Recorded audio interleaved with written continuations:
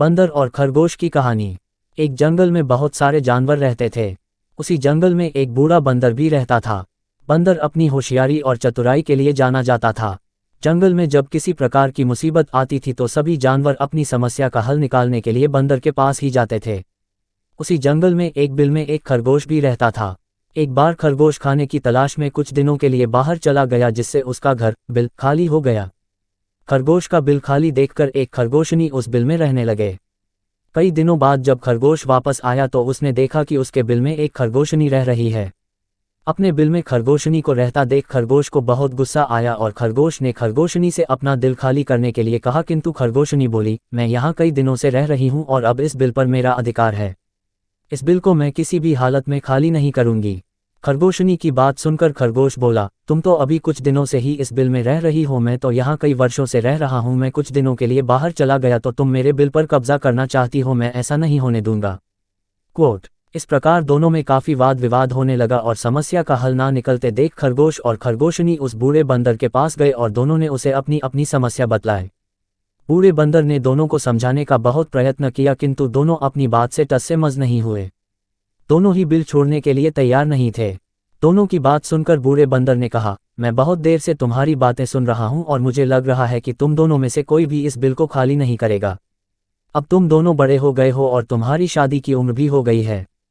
मेरे विचार से तुम दोनों के स्वभाव भी आपस में मिलते हैं, इसलिए तुम दोनों को आपस में शादी कर लेना चाहिए। इससे तुम दोनों को बिल भी खाली नहीं करना पड़ेगा और दोनों को इस बिल से अपना दावा भी नहीं छोड़ना पड़ेगा। खरगोश और खरगोशनी दोनों को बंदर की बात बहुत पसंद आई और उन दोनों ने आपस में शादी कर ली। दोनों की शादी में जंगल के सभी जानवर आए और इस प्रकार खरगोश और खरगोशनी एक साथ सुखपूर्वक उसी बिल में रहने लगे। 7. चतुर केकड़ा। एक बार एक बड़ी झील के पास एक बगुला रहता था। वह उस झील से मछली पकड़ता था और उन्हें खाता था, लेकिन अब वह बूढ़ा हो गया था और पहले की तरह मछली नहीं पकड़ सकता था। बगुला कुछ दिनों से एक भी मछली नहीं खाया था। एक दिन उसने सोचा, मुझे एक योजना के बारे में सोचना है, नहीं तो मैं भूखा मर जाऊंगा। जल्द ही वह एक योजना के साथ आया। फिर बगुला उदास होकर पानी की धार पर बैठ गया। उसी झील में एक केकड़ा रहता था जो मिलनसार और विचारशील था। जैसे ही वह पानी की धार पर गया, उसने बगुला को देखा। उसने बगुला से पूछा, तुम उदास क्यों हो दोस्त, मैं तुम्हारे लिए क्या कर सकता हूँ? उदास स्वर में बगुला ने कहा, कुछ भयानक होने वाला है। केकड़ा ने पूछा, वो क्या है? जब मैं आज सुबह रास्ते से जा रहा था तो मैंने एक ज्योतिषी को ये कहते हुए सुना कि अगले 5 साल तक इन भागों में बारिश नहीं होगी, झील सूख जाएगी और हम सभी मर जाएंगे।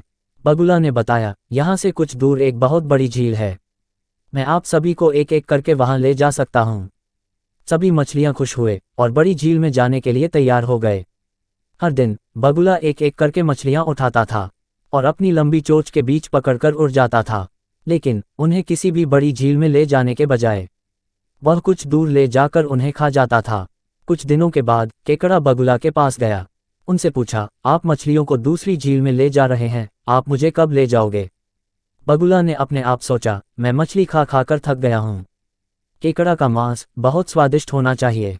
बगुला केकड़ा को दूसरी झील पर ले जाने के लिए तैयार हो गया, लेकिन अपनी चोंच में ले जाने के लिए केकड़ा बहुत बड़ा था। इसीलिए केकड़ा बगुला की पीठ पर चढ़ गया और उन्होंने यात्रा शुरू कर दी। थोड़ी देर के बाद केकड़ा अधीर हो गया। उसने बगुला से पूछा, झील कितनी दूर है? बगुला ने कहा, तुम मूर्ख हो, मैं तुम्हें किसी भी झील में नहीं ले जा रहा हूँ, तुम्हें खाने के लिए थोड़ी दूर जा रहा हूँ, जैसे उन मछलियों को खाया। केकड़ा ने कहा, मैं आपको मारने की अनुमति देने के लिए मूर्ख नहीं हूँ। फिर उसने अपने शक्तिशाली नाखूनों की मदद से बगुला की गर्दन पकड़ ली और दुष्ट बगुला की गला दबाकर हत्या कर दी।